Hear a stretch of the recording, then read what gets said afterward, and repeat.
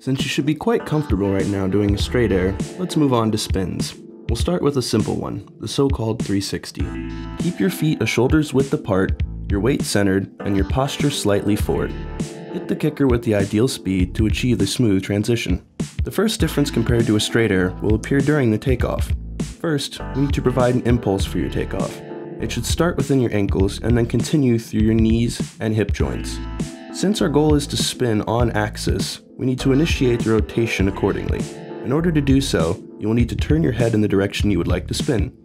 Shoulders, hips, and the rest of the body will follow the head's lead. A compact posture will add safety and stability to your airtime. Keep your head turned in the spin direction all the way until you see the landing. Opening up your posture will stop the rotation and allow you to safely stick the landing. Another way to improve the style of a 360 is to add in a mute grab. Thinking back on the straight air, the grab is exactly the same. You will need to reach your hand out to the opposing ski, extend the other arm, and bend your hip just a little bit. The 540 should be your next step. It's basically a combination of both tricks mentioned before. The main difference to a 360 that you have to keep in mind is that you're going to need a stronger wind-up for the additional 180 degrees of rotation, especially when hitting a rather small kicker. People tend to wind up before the takeoff in order to generate that additional momentum needed to complete the rotation. Once again, your head will lead the spin during the airtime. Shoulders, hips, and legs will follow its motion. As soon as the landing appears back in sight after your first rotation, you need to keep it there by only letting the rest of your body complete the 540 spin. The landing takes place with the line of sight pointing over your shoulder. When a 540 doesn't appear to be a problem for you anymore, you should start thinking about switch tricks. The name already gives a hint. With those tricks, you'll find yourself riding backwards before the takeoff and sometimes even after landing. At first, that's a fact that might be messing with your mind, but soon you'll get used to it. Once you got your speed right, you approach the kicker with a hip width stance, only this time you'll need to do it in a switch position. Take note, you already need to look over your shoulder that points in the direction that you would like to spin. So if you spin to the left, you need to be looking over your left shoulder. The rest of the body will follow the head in a smooth and steady motion. The landing itself shouldn't be a problem anymore. Everything applies the way you learned it during the straight air and the 360.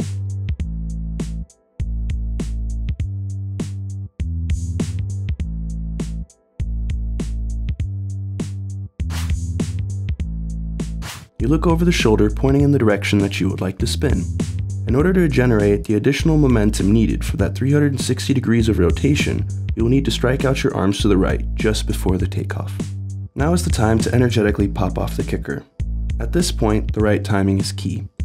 People often tend to initiate the rotation too soon, which literally ends up in you getting caught on the edge of the kicker. Start the rotation by vigorously swinging your arms and turning your head to the left. Tucking in your legs right after takeoff will help you maintain control. Keep focus on the landing throughout the entire airtime while the rest of your body is performing the rotation.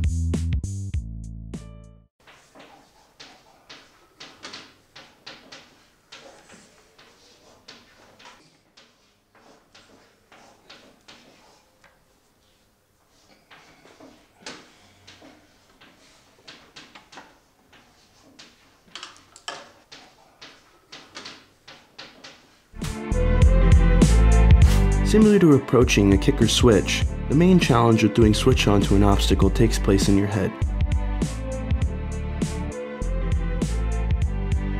Similar to the switch 180, you'll need to look over the shoulder that points in the direction that you want your spin to go.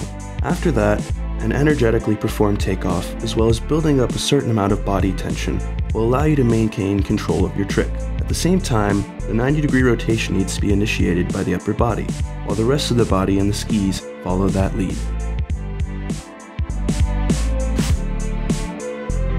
The special thing about it, after entering an obstacle the usual way, you're going to spin off it in the opposite direction.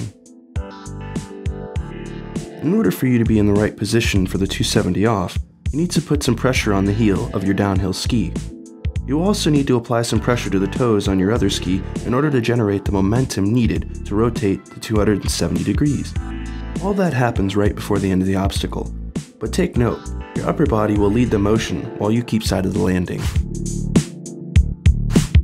During the blindside 270 off, there won't be a change in the direction that you're going to spin. The hard thing about it is more the fact that at one point you won't be able to see the end of the obstacle, nor the landing anymore.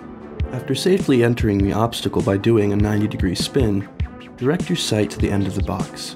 About halfway through your slide, you'll need to start rotating by turning your upper body, hips, and head.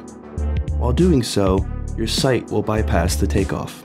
Immediately after that, you'll be able to see the landing again.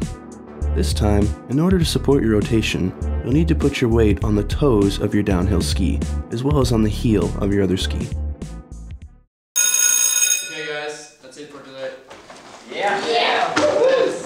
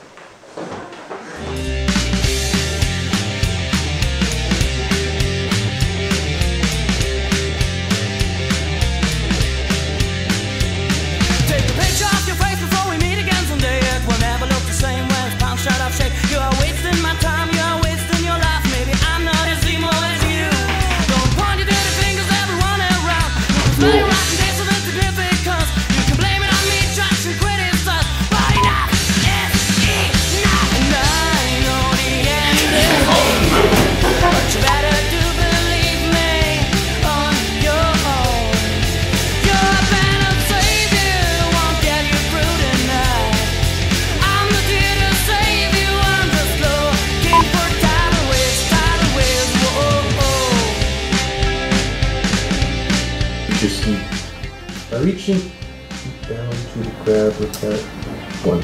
That way, the Switch 5 Japan. That way, the Switch 5 Japan. By reaching back, it's happening again.